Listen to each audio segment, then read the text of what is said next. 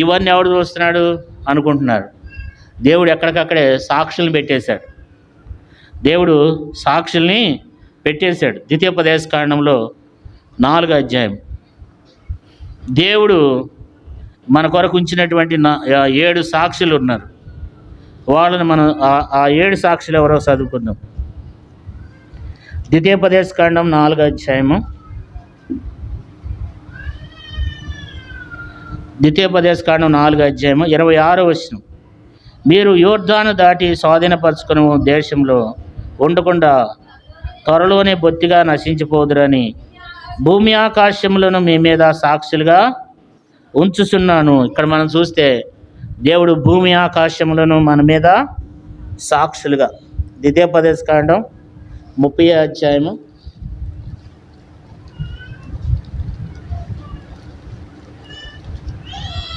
ద్వితీయోపదేశకాండం 30వ అధ్యాయంలో కూడా దేవుని వాక్యం అక్కడ కూడా ఒక మంచి మాట ఉంటుంది, చదువుకుందాం. భూమి ఆకాశములు మీ మీద సాక్షులుగా పెట్టి ఉన్నాను అంటాడు.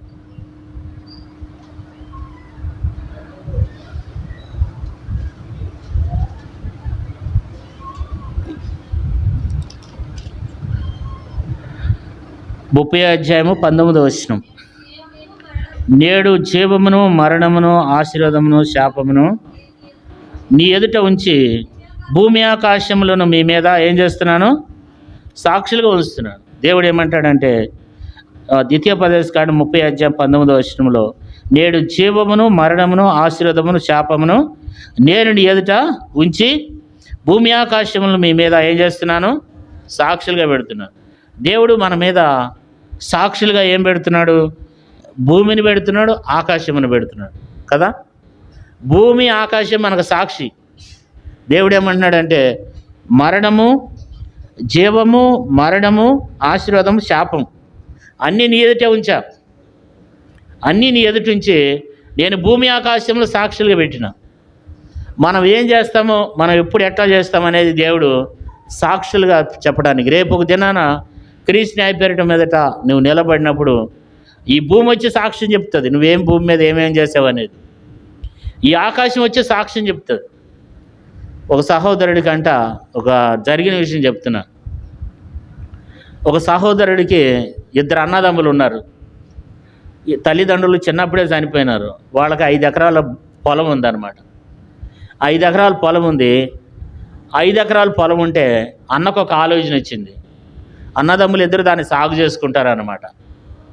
అయితే ఒక రోజున ట్రాక్టర్ దొరకడానికి లేటుగా రాత్రి అయిపోయింది. ట్రాక్టర్ దొరకడానికి చీకటి పడిపోయింది. చీకటి అయిపోయినాక ఆ ట్రాక్టర్ తొక్కి ఆయన వచ్చినాడు అనమాట. అన్నదమ్ములు ఇద్దరు వెళ్ళారు పొలం వెళ్ళిన తర్వాత ఆ ట్రాక్టర్తో దమ్ము చేసిన తర్వాత ఎటువంటి అటు ట్రాక్టర్ వెళ్ళిపోయిన తర్వాత తమ్ముడు దిగి ఆ నీళ్లు తీస్తున్నాడు. తీస్తుంటే అన్న వెనక నుంచి పారబెట్టి ఆ తమ్ముడిని నరికి పడేసినాడు. నడికేసేసి గుంట తవ్వేసేసాడంట. ఆ చేలోనే లోతుగా గుంట తవ్వేసేసి మళ్ళీ మట్టి పూడ్చేసేసి మళ్ళీ ఎరగనటికి ఇంటికి వెళ్ళిపోయినాడు. వాళ్ళ భార్య అడిగింది, ఏడయ్యా మీ తమ్ముడు రాలేదేంటి ఇంకా అని అడిగితే, ఏమైనా నాకేం తెలుసా అన్నాడు. 3 నెలలు గడిచింది. అయితే తమ్ముడిని కొట్టేటప్పుడు తమ్ముడిని పారెట్టి నరికినప్పుడు వెనక పడిపోయినాడు. మీద పడి గొంతు అంతా నొక్కేస్తున్నప్పుడు తమ్ముడు అన్నాడంట, అరే పండు వెన్నెలు కాస్తుంది, ఒక దినానికి ఎన్నిలేం నీకు నాకు సాక్షి అన్నాడంట. ఆ రోజున బాగా ఎన్నెలు కాస్తుందంట. తమ్ముడు అన్నాడంట, అరే ఇక్కడ ఎవరు చూడలేదేమో కానీ పండు వెన్నెలు ఏం చేస్తుంది? ఈ పండు వెన్నెలే సాక్ష్యం, ఈ చంద్రుడే నీకు నాకు సాక్ష్యం అన్నాడంట. చనిపోతూ ఆ మాట చెప్పినాడు. పాతి పెట్టేశాడు, ఇంటికి వెళ్ళిపోయినాడు. ఒక 3 నెలలు దాటిన తర్వాత ఎండాకాలం బిల్డింగ్ మీద మంచం వేసుకు పండుకున్నాడు.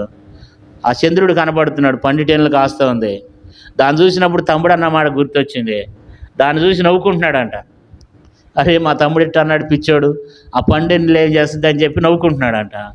నవ్వుకుంటే పక్కనున్న భార్య అందంట, ఏమయ్యా ఏమైంది చెప్పు ఎందుకు నవ్వుతున్నావు ఎంతగానో అంటే, అప్పుడు అన్నాడంట, చెప్పాల్సిందేనా అంటే, లేదు నువ్వు ఖచ్చితంగా చెప్పాల్సిందే నాకు, నువ్వు ఎందుకు దాస్తున్నావు అని చెప్పినప్పుడు అప్పుడు అన్నాడంట, అలే పిచ్చిదానా మా తమ్ముడు ఏమైపోయాడు అనుకుంటున్నావు?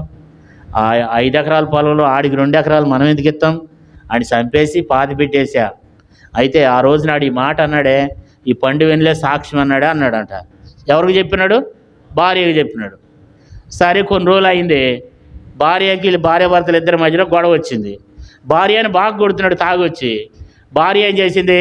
అయ్యో నన్ను రక్షించండి, వాళ్ళ తమ్ముడిని చంపినట్టు నన్ను కూడా చంపుతాడా అని చెప్పి కేకలు వేసుకుంటూ వెళ్ళింది. వెంటనే ఒకడు విన్నాడు, తమ్ముడిని చంపినాడా అని. ఆపోజిట్ ఉంటారు కదా ఎవడొకడు. వెంటనే కేసు పెడితే పోలీసులు వచ్చి ఆడిని 4 వేస్తే నిజం చెప్పినాడు. చూసారా? అంటే దేవుడు ఎప్పుడు కూడా దేవుడు ఏం చేస్తూ వచ్చినాడు మనం అనుకుంటాం చాలాసార్లు, నన్ను ఎవడు చూడట్లేదు అనుకుంటాం. కానీ దేవుడు ఏమంటున్నాడు ఇక్కడ, నీ ఎదుట ఏం చేస్తాను నేను, నీ మీద భూమి ఆకాశములను నీ మీద సాక్షులుగా పిలుస్తున్నాను. దేవుడు మన మీద భూమిని, రెండోది ఆకాశమును దేవుడు మన మీద సాక్షులుగా పెడుతూ ఉన్నాడు అనమాట కదా. దేవుడు ఎప్పుడైనా కూడా మనం చేసే పనులన్నీ కూడా ఒక సాక్షి అనేది దేవుడు ముందే పెట్టి ఉంచాడు. లేకపోతే మనం ఎలాంటి వాళ్ళం, నాకేం తెలుసు ప్రభువా అంటాం కదా. కాబట్టి దేవుడు భూమిని ఆకాశమును మన మీద సాక్షులుగా దేవుడు పెడుతూ వచ్చినాడు కదా. యెషయా గ్రంథం 59వ అధ్యాయంలో దేవుని వాక్యంలో, యెషయా గ్రంథం 59వ అధ్యాయము, యెషయా గ్రంథం 59వ అధ్యాయం 12వ వచనం. యెషయా గ్రంథం 59:12. మేము చేసిన తిరుగుబాటు క్రియలు నీ ఎదుట విస్తరించి ఉన్నవి, మా పాపములు మా మీద సాక్ష్యం పలుకుతున్నవి కదా. పాపములు ఏం చేస్తున్నాయంట? మన పాపాలే మన మీద సాక్ష్యం చెప్తాయంట. మనం ఏదైతే పాపం చేసినామో, మనం చేసిన పాపం మన మీద ఏం చెప్తుంది? మన మీద సాక్ష్యం చెప్తుంది. అందుకనే సంఖ్యాకాండం 32వ అధ్యాయం 23వ వచనంలో మీ పాపం మిమ్మల్ని పట్టుకుని ఉంది. సంఖ్యాకాండం 32వ అధ్యాయం 23వ వచనంలో మీ పాపం మిమ్మల్ని ఏం చేస్తుంది? పట్టుకుంటుంది కదా. చదువమ్మా.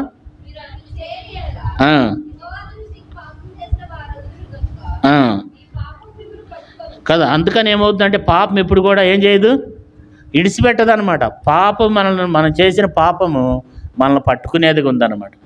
దేవుడు ఎవరిని సాక్షులుగా పెట్టాడు? మూడోది, మన పాపాలనే మనకు సాక్ష్యం, మనం చేసిన తప్పు పనులే మనకు సాక్ష్యం ఇస్తాయి అన్నమాట.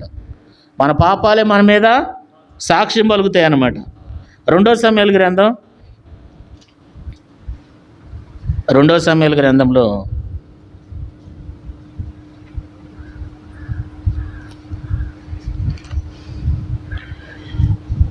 2 సమూయేలు గ్రంథం 1వ అధ్యాయము 14-15 వచనాలు. 2 సమూయేలు గ్రంథం 1వ అధ్యాయం 14-15 వచనాలు. అందుకు దావీదు భయపడక, యెహోవా అభిషేకించిన వానిని సంపుటకు నువ్వెలా అతని మీద చెయ్యెత్తితివి? యెహోవా అభిషేకించిన వానిని నేను చంపితినని నువ్వు చెప్పితివే, నీ నోటి మాటే నీ మీద సాక్ష్యము గనుక నీ ప్రాణమునకు నీవే ఉత్తరవాదివని వానితో చెప్పాను. సార్లు మనం ఇక్కడ చూసినట్లయితే నీ నోటి మాటయే నీ మీద సాక్ష్యం. మన నోటంలో వచ్చే మాటే మన మీద సాక్ష్యం చెప్తుంది అనమాట. మాటే కదా అని త్వరగా మనం విడిచిపెట్టేస్తాం.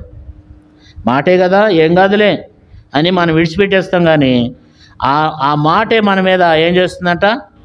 సాక్ష్యంగా రేపు నిలబడుద్ది. అన్నాడండి అని చెప్తుంది ఆ వాయిస్ కదా. మన మాటే మన మీద ఏం చేస్తుంది? అందుకని మత్తయి సువార్తలో 12వ అధ్యాయం చూడండి.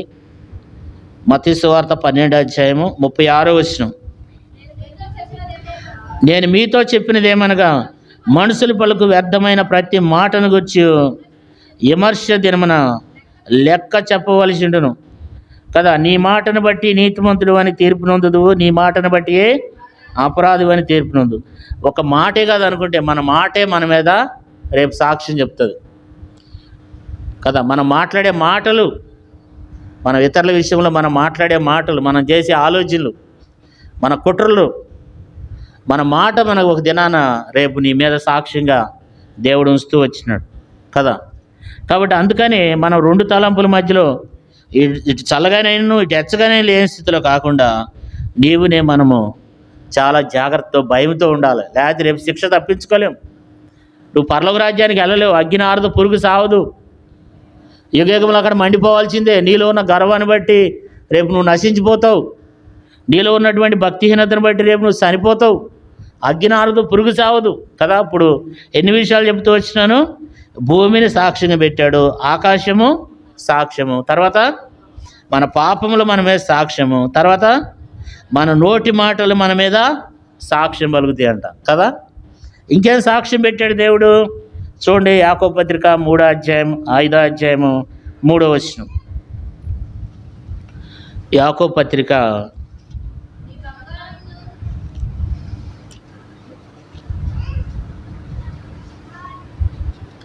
5వ అధ్యాయం 3వ వచనం. యాకోబు పత్రిక 5వ అధ్యాయము. మీ బంగారమును మీ వెండియు తుప్పు పట్టినవి, వాటి తుప్పు మీ మీద ఏం చేస్తుంది? సాక్ష్యముగా ఉండి అగ్ని వలె మీ శరీరమును తినివేయును. అంచె దినములు యందు ధనము కూర్చుకుంటారు. ఇక్కడ మనం చూస్తే మీ బంగారము మీ వెండి తుప్పు పట్టినవి, వాటి తుప్పు మీ మీద ఏం చేస్తుంది అండి? సాక్ష్యం చెప్తుంది. బైబిల్ ఏం చెప్తుంది? వెండి బంగారాలు పెట్టుకోమంటుందా? ఒక దినాన మన మీద ఉన్నటువంటి ఈ వెండి బంగారాలు రేపు సాక్ష్యం చెప్తాయి. ఇది నా మాట కాదు, ఇది నేను రాసుకొచ్చింది కాదు, దేవుడే చెప్తున్నాడు. అవి నిన్ను కాల్చివేయడానికి కారణం. వెండి బంగారములు ఏం చేస్తాయంట? నీ మీద సాక్ష్యం చెప్తాయంట. మనం బంగారు నగలు వేసుకుని, గాజులు వేసుకుని, అలంకారం ధరించుకుని, కింద కాళ్ళకు పట్టాలు పెట్టుకుని గళ్ళు గళ్ళుగా తిరుగుతుంటాం కదా. అవేం సామాన్యంగా విడిచిపెట్టవు, అవి మన మీద సాక్ష్యం చెప్తాయి. అవి ఏం చేస్తాయి మన మీద? అది నీ పతనానికే, రేపు అగ్నిగుండానికి తీసుకుని వెళ్ళటానికే కదండి. ఏం ఏం ఏం చదువుకున్నాం ఇక్కడ మనం చూసినట్లయితే 3వ వచనంలో, మీ బంగారమును మీ వెండి తుప్పు పట్టినవి, వాటి తుప్పు మీ మీద ఏం చేస్తున్నాయంట? సాక్షిగా ఉండి అగ్ని వలె మీ శరీరమును తినివేయును కదా. అగ్ని వలె తినివేస్తారు. రేపు ఒక దినాన్ని అగ్గిని తప్పించుకోలేం. సాక్ష్యం చెప్తే నీ మెడలో ఉన్నటువంటి తాళ్ళు, నీ చెవులకు ఉన్నటువంటి పోగులు, నీ కాళ్ళకున్నవి, నీ చేతులకున్నవి, నువ్వు చేసే పనులన్నీ, నువ్వు మాట్లాడే మాట అన్నీ సాక్ష్యం చెప్తే ఒక దినాన నువ్వు తప్పించుకోలేవు వాటిని గురించి. అవి నేను తినివేస్తే ఒక దినాన. ఈ లోకంలో మనం అలంకారం కొరకు వేసుకుంటున్నాం, మంచిదే. అలంకారం కొరకు ధరించుకుంటున్నాం, వస్త్రాలు ధరించుకుంటున్నాం, ఏవేవో చేస్తూ ఉన్నాం, కానీ మంచిదే. కానీ దేవుడు ఏమంటున్నాడు? దేవుడు ఇవన్నీ కూడా నీకు మంచి కాదు. ఒక దినాన వాటికి ఉన్నటువంటి తుప్పు రాలుతానే ఉంటుందండి, మీకు తెలియదు. వెండి బంగారానికి కూడా సన్నగా తుప్పు రాలిపోతుంటుంది. ఆ తుప్పు ఒక దినాన్ని నీ మీద సాక్ష్యం చెప్తుంది. మనకు అంత అవసరం చెప్పండి వెండి బంగారాలు కదండి. కాబట్టి అది ఏం చేస్తాయంటే మన మీద మరి, అందుకని బైబిల్ ఏముందంటే, బంగారు నగలు పెట్టుకొనుటయు, జడలు అల్లుకొనుటయు, బంగారు నగలు పెట్టుకొనుటయు అని ఇవన్నీ ఉంటాయి అన్నమాట కదా. కాబట్టి ఇవన్నీ కూడా మన జీవితాలు అవి నేర్చుకోవాలి. మనం నేర్చుకోవడానికే వాటిని విడిచిపెట్టడానికి దేవుడు చెప్పినాడు. మనం దాన్ని విడిచిపెట్టం, అవి కూడా మనల్ని విడిచిపెట్టవు. మనం ఎప్పుడైతే వాటిని విడిచిపెట్టలేదో అవి కూడా మనల్ని విడిచిపెట్టవన్నమాట. ఇవన్నీ మన మీద దేవుడు ఏం చేశాడంట? వెండి బంగారములను మన మీద దేవుడు సాక్షిగా ఉంచినాడంట. మరి అగ్ని వలె మీ శరీరం ఏం చేస్తాయి? అవి దహించి వేస్తాయని లేఖనం చెప్తుంది. మనం నమ్మి అంగీకరిస్తే మేలు పొందుతాం, లేకపోతే దానికి మనం ఎవరు ఏమి చేసేది ఏమీ లేదు. కాబట్టి అవి మన మీద సాక్ష్యం ఇచ్చేవిగా ఉన్నాయి. ఎక్కడికి పోలేమండి ఈ లోకంలో ఎక్కడికి పోవాలి? మనం మాట్లాడే ప్రతి మాట, మన ఆలోచన, మన తలంపులు, మన ఉద్దేశాలు, సాటుని మనం చేసే కార్యాలు, అంటే సాటుని అంటే పాపమని వ్యభిచారమని అది కాదండి. మనలో ఉన్న అసూయ, మనలో ఉన్న క్రోధం, మనలో ఉన్న కక్షలు, మనలో ఉన్నటువంటి అలర్తో కూడిన పనులు, దేవునికి ఇష్టం లేనటువంటి కార్యాలు, భక్తిహీనత, ప్రార్థన జీవితం లేనితనం, సమయానికి రాకపోవటం, దేవుని మందిరానికి సమయానికి రాకపోవటం, ఇవన్నీ ఇదేంటంటే దేవుని మీద తిరగబడుతున్నాం. దేవుని ఆజ్ఞని ఏం చేస్తున్నాం? మనం త్రోసివేస్తున్నాం. ఇవన్నీ ఒక దినాన మన మీద ఏం చేస్తాయి అంటండి? సాక్ష్యం చెప్తాయి అన్నమాట. యోబు గ్రంథంలో 16వ అధ్యాయము 8వ వచనంలో మన దేహమే మన మీద సాక్ష్యం అంట. చూడండి, యోబు గ్రంథం 6వ 16:8 యోబు గ్రంథం.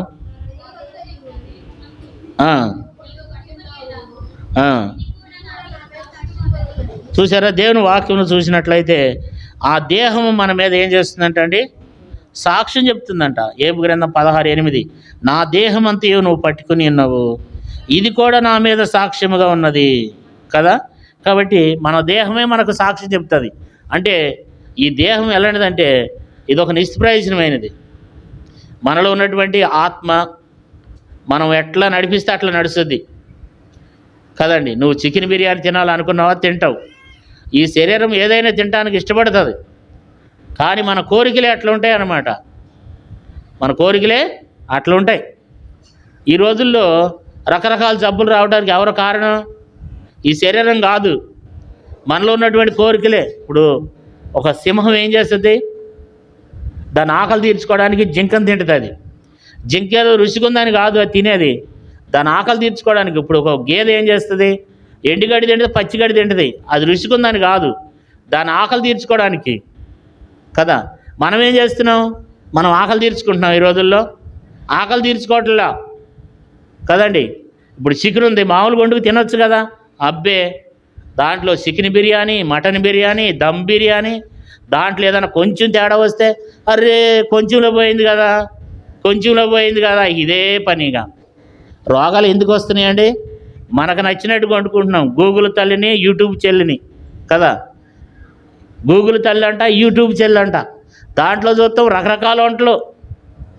ఇదే పనిగా ఏది ఎట్లా ఉండాలి, చికెన్ ఎన్ని రకాలుగా ఉండాలి, మటన్ ఎన్ని రకాలుగా ఉండాలి, దాంట్లో ఏదైతే ఎక్కువ రుచి అవుతుంది. మనం దేవుడిచ్చిన దాన్ని ఆహారంగా తీసుకుని ఆకలి తీర్చుకుని దాన్ని తింటే ఏ రోగం రాదు. కానీ ఋషుల కొరకు మనం వెళ్తాం ద్వారా రకరకాలు అంటే అంటే ఎందుకు చెప్తున్నానంటే ఈ సందర్భం, మనలో ఉన్నటువంటి మన దేహానికి ఏదైతే చేస్తున్నామో ఒక దినాన్ని ఈ దేహం కూడా ఏం చేస్తుందంటే మన మీద సాక్ష్యం చెప్తుంది అంటున్నాడే కదా. నీ శరీరమే నీకు శత్రువు అంట. నీ శరీరమే నీ మీద ఒక దినాన సాక్ష్యం చెప్తుంది. అయ్యా నాదేం తప్పులేదయ్యా, ఆ సీరియల్ను చూస్తూ ఉందయ్యా, నేనేం చేయనయ్యా, అయ్యా నాదేం తప్పులేదండి, మీరు ఇచ్చిన నాలుగుతో బూతులు తిడుతున్నాడు, మీరు ఇచ్చిన నాలుగుతో ఏం చేస్తున్నాడు, అన్ని అబద్ధాలు ఆడుతున్నాడు, అన్ని దాంతోనే. మీరు ఇచ్చిన నాలుగుతో బైబిల్ ఏకపత్రిక రాయబడింది, ఇదే నాలుగుతో దేవుని స్తుతిస్తామంట, ఇదే నాలుగుతో దేవుని పోలిక సృష్టించబడిన మనిషిని కూడా చెప్పిస్తామంట. దేవుని బిడ్డలు చెప్పించకూడదు. ఏమంటారు? అరే నువ్వు నాశనం అయిపోతావు చూడు, నువ్వు అట్ట అయిపోతావు చూడు, నువ్వు ఇట్ట అయిపోతావు చూడు అంటే మన యొక్క శరీరం ఇవన్నీ ఒక దినాన నువ్వు మాట్లాడే మాట నీ శరీరమే నీ మీద రేపు సాక్ష్యం చెప్తుంది. నీకున్నటువంటి బలహీనతలు, నీకున్నటువంటి చెడ్డతనం, ఇవన్నీ రేపు ఒక దినాన ఈ శరీరమే వచ్చి నీ దగ్గరికి వచ్చి నిలబడుద్ది. శరీరం వేరు, ఆత్మ వేరు. శరీరం మట్టికి మట్టి అయిపోద్ది, కానీ ఒక దినాన దేవుడు దీన్ని సాక్షిగా పెడతాడు. చెప్పవే శరీరం అంటే ఈ మట్టి గట్టం నిలబడి చెప్తుంది మన గురించి. మన తల్లి గర్భంలో పుట్టింది మొదలుకొని ఇప్పుడు వరకు ఏం చేసామనేది చెప్తుంది. రక్షింపబడిన తర్వాత ఎన్ని చెడ్డ పనులు చేసావు, ఎంత దేవునికి విరోధంగా చేసావు, ఎంతగా నువ్వు భక్తిహీనంగా ఉన్నావో ఈ శరీరం మన మీద ఏం చేస్తుందండి? ఒక దినాన సాక్ష్యం ఇస్తుంది. తప్పుకుంటామా? తప్పుకోలేమండి, తప్పుకోలేము కదా. మార్క్స్ వార్త 7వదిగా చూడండి. మార్క్స్ వార్త 6:11. మార్క్స్ వార్త 6:11. మార్క్స్ వార్త 6:11. మార్క్స్ వార్త 6:11 చదువమ్మా. ఏ స్థలమందు అయినను జనులు మిమ్మల్ని చేర్చుకొనుక మీ మాటలు వినకుంటే మీరు అక్కడ నుండి బయలుదేరినప్పుడు వారి మీద సాక్ష్యం ఉండుటకు మీ పాదముల కింద దులిపివేయడి. ఇక్కడ ఏమంటున్నాడంటే మన పాదముల కింద ఉన్నటువంటి ధూళి కూడా ఏం చేస్తుందంటే సాక్ష్యం చెప్తుంది. మనం నడిచే నడవడికలో మన పాదాల కింద ఉన్నటువంటి ధూళి మన మీద ఏం చేస్తుంది? సాక్ష్యం చెప్తుంది. ఎక్కడికి పోగలం మనం? ఈ లోకంలో మనం ఎంతవరకు భక్తిగా జీవిస్తున్నామో, ఎంతవరకు మనం దేవుణ్ణి దుఃఖపెడుతున్నాం, ఎంతవరకు రెండు తలంపుల్లో ఉన్నాం, ఎన్ని సంవత్సరాలు అవుతుంది రక్షింపబడి.